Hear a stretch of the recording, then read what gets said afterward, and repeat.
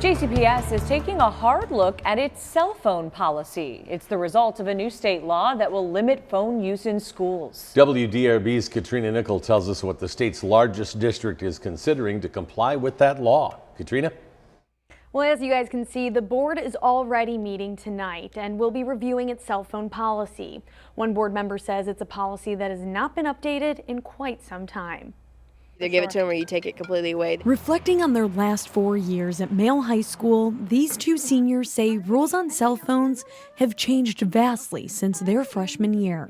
Our first few years, they were really strict on it, and it worked. You know, if you had your phone out, you got in trouble for it, and that's just not the case anymore. Kaylee Peak says it's made a noticeable difference in the classroom. And you'll just see like everybody with both AirPods in, phone, beats, everything, while the teacher's teaching a full lesson and nobody's paying attention at all. A state law passed earlier this year requires school boards to adopt a policy that at minimum bans cell phone use during instructional time. JCPS board member James Craig says the district's current policy was implemented at a time when cell phone use was not what it is today. So we need to have fresh eyes on this. The new policy up for consideration would follow state law and prohibit cell phone use during instructional time, but individual schools would have discretion on the specifics.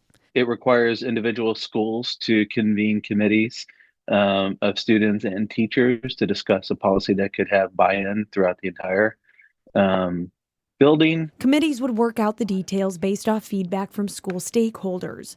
Developing protocols for monitoring and compliance checks will also be a requirement. How will the policy be audited? How will the implementation of it be tracked?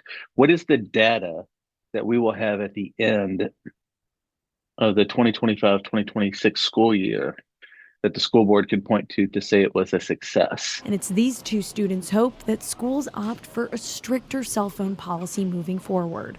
At the end of the day, I look around, nobody's learning anything anymore. Like, it's a complete different environment. Now, according to that draft policy, if a student violates the rules, an administrator may confiscate the cell phone and potentially file a report to the district police department. WDRB is keeping its eye on this meeting and will keep you updated on whatever decision is made. Katrina Nickel, WDRB News.